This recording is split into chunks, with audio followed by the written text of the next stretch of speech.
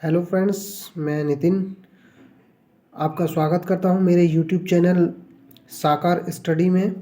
मैं आज उन स्टूडेंट्सों के लिए एक लेक्चर लाया हूं जिसको हम बोल सकते हैं उर्दू की फ़र्स्ट क्लास।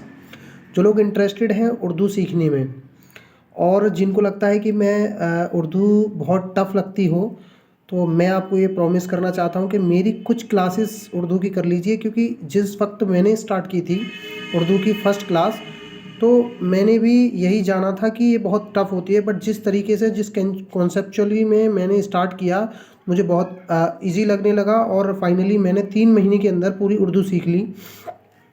तो मैंने फ़र्स्ट ऑफ़ ऑल सबसे पहले इस कायदे को पकड़ा जो कि बहुत छोटे स्तर पे हम लोगों को मिल जाता है आमतौर पे मार्केट में, और मैंने इसके अलिफ बेते से स्टार्ट किया था, जिससे कि ये कुछ अल्फाज होते हैं जो कि जिस तरीके से हम इंग्लिश में ABCD पढ़ते हैं, स्टार्ट करते हैं इंग्लिश सीखने के लिए और हिंदी सीखने के लिए ऐसे और ज्ञ ज्ञानी तक सीखते हैं।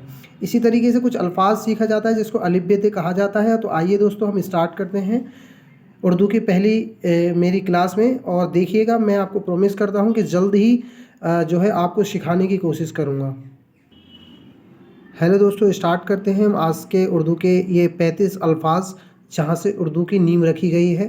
तो सबसे पहला जो अल्फाज है इसको बोला जाता है अलिफ़, जो कि ए पे अनार की आवाज़ निकालता है, और दूसरा है जिसे बोलते हैं बे। तो आप ये देख रहे होंगे कि इसके नीचे एक बिंदी है, इस बिंदी को नुक्ता कहा जाता है। तो इसका हो गया अलिफ़, इसको बोलेंगे बे, और हम इस प्रकार याद करेंगे जैसे कि ये होता है पे, जिसके नीचे 3 नुक्ते लगते हैं उसको बोलते हैं पे। इससे आगे वाला जो अक्षर आता है उसको ऊपर 2 नुक्ते होते हैं, इसको बोलते हैं ते।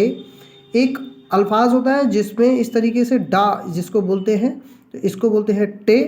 तो आइए दोस्तों रिवीजन करते हैं, अलिफ, बे, पे, ते, टे।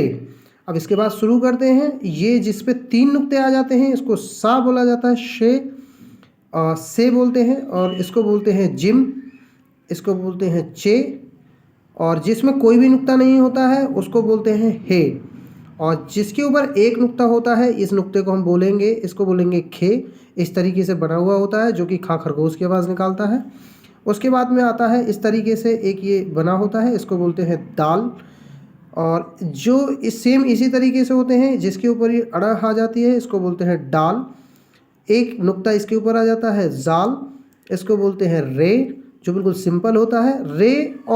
और इसको बोलते हैं एक नुक्ता ऊपर आ जाता है, इसको बोलते हैं जे, और इसको बोलते हैं ये, और ये के बाद आता है सी, इसको बोलते हैं सीन, और ये होता है बड़ी शय, इसको बोलते हैं शीन, इसको बोलते हैं स्वाद, इसको बोलते हैं ज्वात।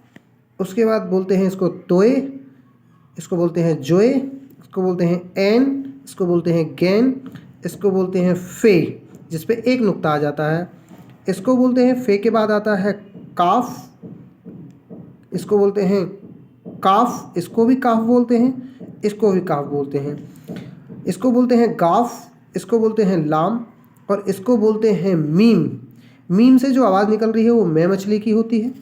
अब इसके बाद जो आता है वो आता है नून, नानल की आवाज़ निकालता है। उसके बाद में आता है वाव, इसको बोलते हैं वाव। के बाद में आता है छोटी है।